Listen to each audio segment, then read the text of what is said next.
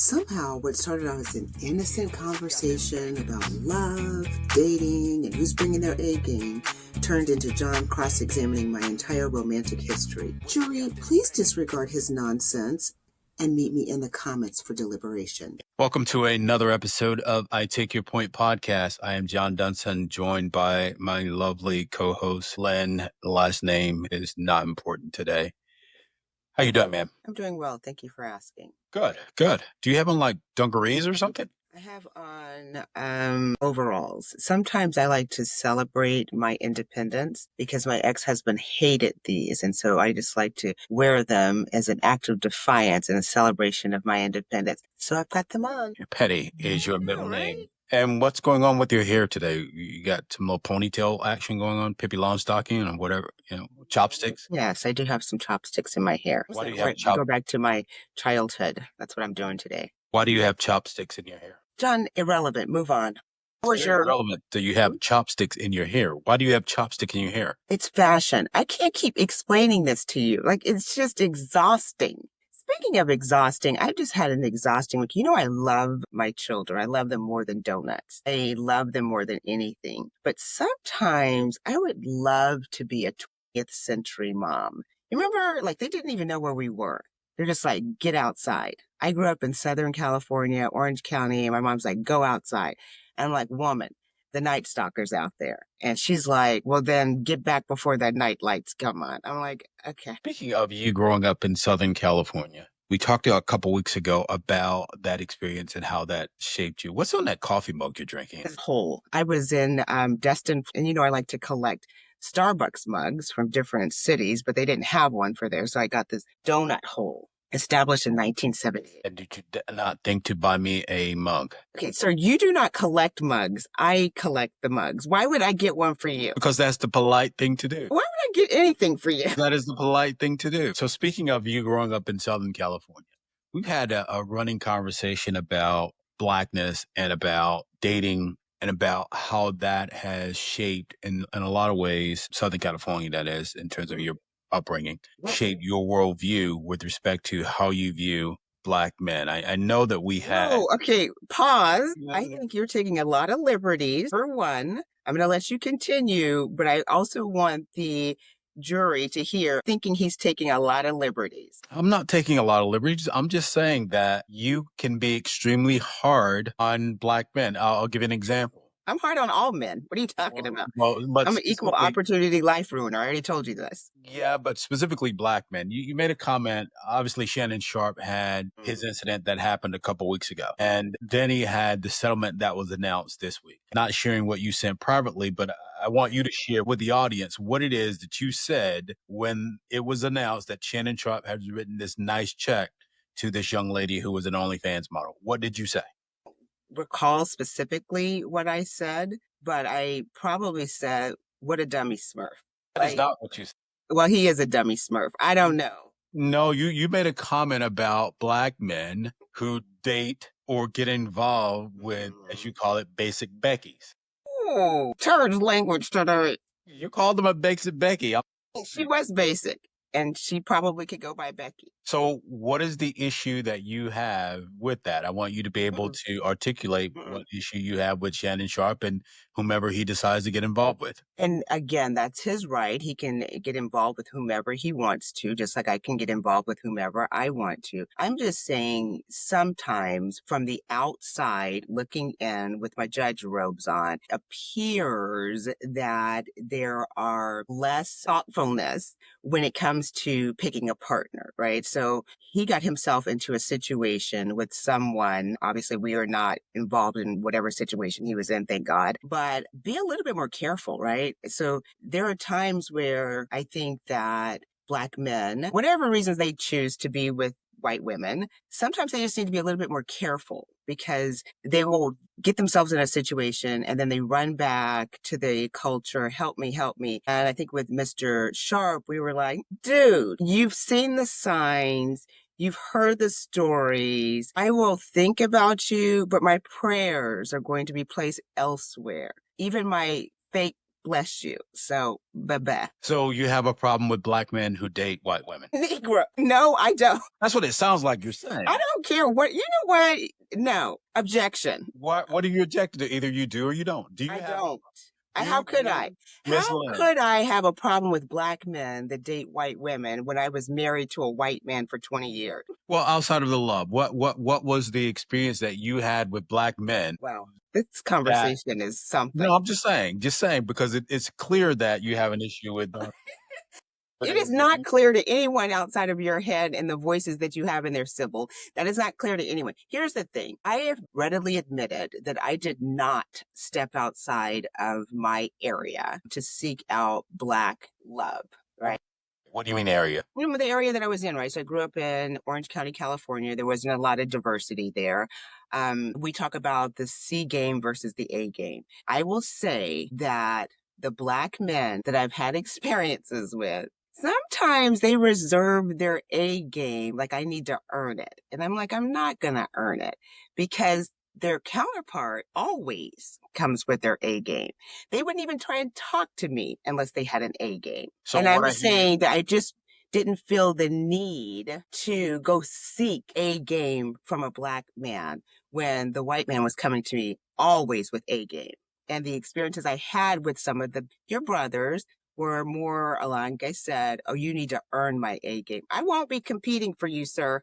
Either you bring it or go someplace else. Okay, so I'm going to push back on that because I don't think it's necessarily that black men are bringing, as you say, their C game or your charge C player thing that you like to throw out Only there. to you. I think that from the standpoint of expectations, it's been my experience that black men, and I can speak for black men because I am a black male. Are you married to a white woman? Carry on. That doesn't mean that I'm less black. And it doesn't mean that I'm less black because I choose to date white men. You choose only to date white men. That is a complete and utter lie. Okay. Jury, please disregard this man. Of the people that we've dated, Candace Owens. This man. How many black men? God, can we move on to a different topic? No, how many black men have you dated versus white men? Dude, this is an inappropriate conversation. It is not. It is It's literally, and these are the things that we cover: entertainment, culture, and politics. Help me to understand where does this fall? This is culture because you've been extremely difficult and hard on black men. That is okay. So let me help you. So first off, I haven't had a lot of opportunities to date black men because I tend to be a penguin and, the penguins will mate for life. So I stay in relationships for a very, very long time. I didn't start dating until I was 19. So I was basically freshman, sophomore in college. And so if you think about that, first boyfriend was black and he was older. He was from the Bahamas. And so he moved on. And then my next boyfriend I think he was also black. And then my long-term boyfriend in college, that was 8 years and he happened to be white. And then when we broke up, a couple of other people came around, but my husband and I, we were married for 20 years. So I didn't have a lot of opportunities to say, okay, well, I've dated 50 black men. Well, I've probably only had like maybe 6 partners. And so when you think about that. What I hear you saying is that you've dated about 30% of black men. Okay, you didn't hear any of that. Your math, just like this conversation, is off. So we've established. Absolutely. You're just making things up. I'm not making anything up. You work for the Trump administration? By your definition, you've dated roughly 6 men, 2 of which you've named. Okay, well, no, I didn't name. No. So let's say the first guy, black, second guy, black, and then maybe 2 others after that. So that's 4. And the other 2 were, okay, maybe we're 7. And then the other 2 were white, and then a Latin man. So there you go. It's like 7 people. I didn't have a lot of time, John. Clear that you have a problem with black men. I don't have a problem with black men. This is what I have a problem with. I have a problem with men playing games. And I have a problem with men not taking the time to understand who they're approaching. So again, my standards are going to be completely different from somebody else's standards. But if you want to engage with me, take some time to understand who I am, right? So if you're coming to me and like want to go to the Golden Corral for our first date, well, you sound crazy and you need to move on.org. because your white brother is going to take me to a 5-star restaurant because he sees the package and he understands the game. I don't have to scaffold for him. He understands the rules of engagement, where sometimes, not every time, Black men, please don't get mad at me, that I have to scaffold down. I have to model behavior. I have to gradual release. I do, we do, you do. And it's just a lot of effort when your white man's like, you know what, girl, I study, I know the rubric, I'm coming. And I'm like, dude, let's do this. Yeah, I'm going to pray for you. Here's what I heard you say, and I'm going to try to clean this up a little bit. Try to help you here. What I heard you say is that based on how you were raised, you did not have a lot of exposure or experience with what we would call the talented 10.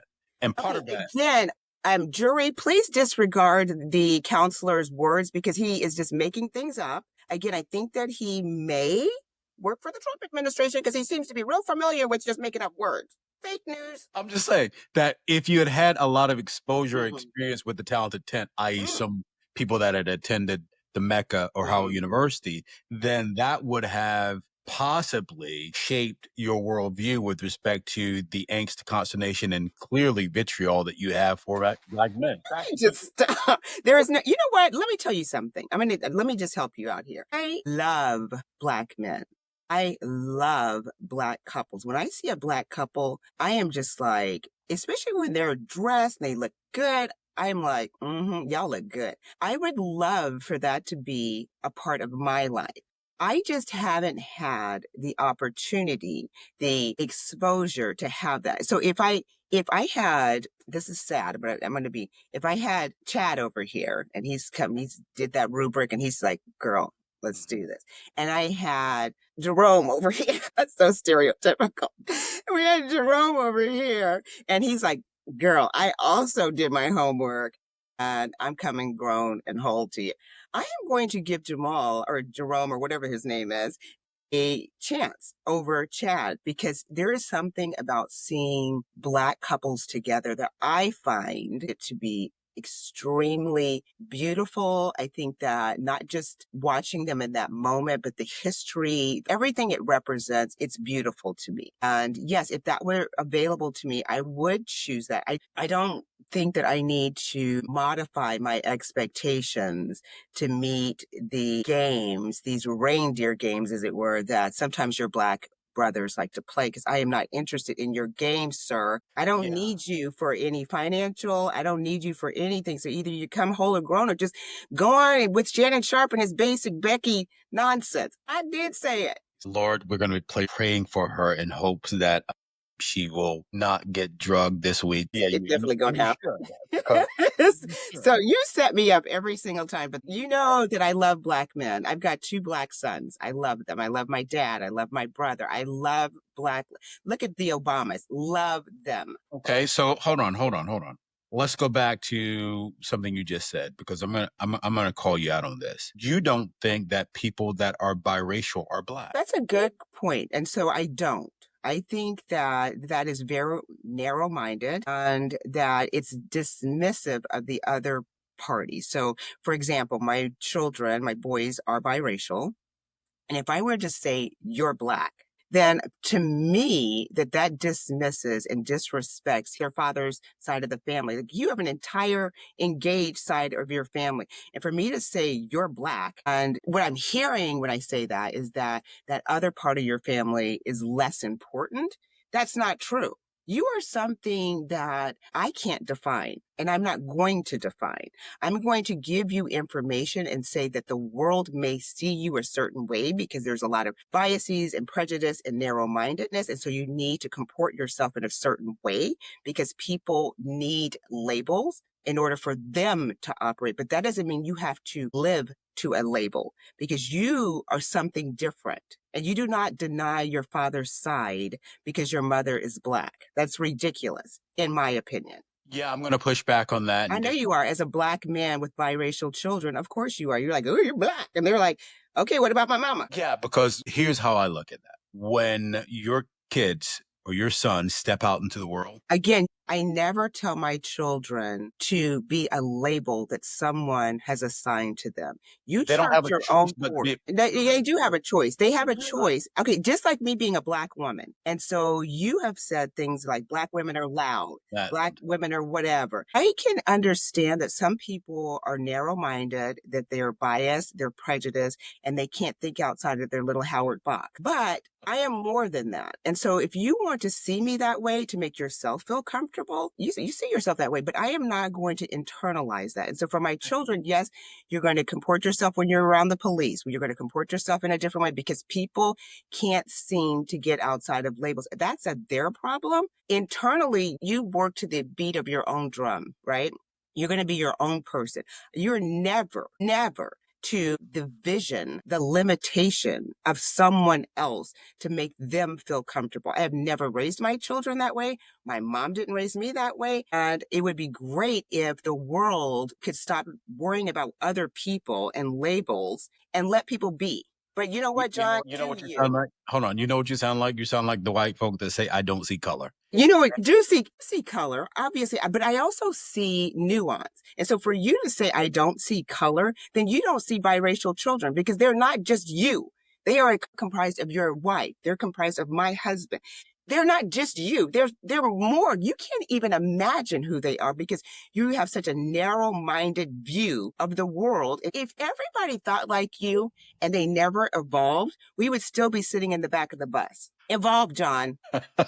I disagree. I know you do because you're wrong. And I rest my case. Moving on. Yeah, you mentioned earlier, and we're going to come back to this in another episode because that's a layered discussion that You have a mouse in your pocket because I don't know who the we is. that was so corny. That needs some additional discussion. I will say this in conclusion to that conversation. I always take the approach that doesn't matter how it is that we may see ourselves to some degree. What matters in some circumstances is how it is that the world sees us and the world perceives us. I can say that I'm a unicorn and I can act like I'm a unicorn, but when I go out into the world's going to treat me like a Black man. I'm going to interrupt you. And I know I'm not supposed to, but I'm doing it anyway because I'm a Black woman. Apparently that's what we do, according to you. Here's the thing. If you were always and only to operate the way someone else sees you, you are never going to grow. At some particular point in your life, you have to say no, and you have to grow. And so I'm going to... I have to say, no, I'm not a Black man? No, you can say I'm more than what you define as a Black man. Well, a Black man isn't your definition of a Black man. That is a different discussion. It's not a different discussion. You're saying that biracial children have to operate on somebody else's definition. Who is this somebody else? It's always a white person's definition or someone narrow-minded like you. Disagree. I'm about to end this conversation. Stan. I disagree, but I'll leave it there on that, and I take your point. As always, guys, thank you for spending time with us. We know that you have a lot that you could be doing, a lot of things that you could be focused on, a lot of things that you could be spending your time on. You don't have to listen, but we're glad you do. And as always, take some time today to do something nice for yourself. And while you're at it, do something nice for someone else. Until next time, we'll talk to you. Well, thanks for joining us for another lively discussion. This podcast is a production of the SME Media Group, LLC. All rights are reserved. If you like this episode, click on the link in the right-hand corner and check out additional content. Also, be sure to subscribe to the I Take Your Point podcast to ensure you're getting all of your content. Until next time, take care and be well.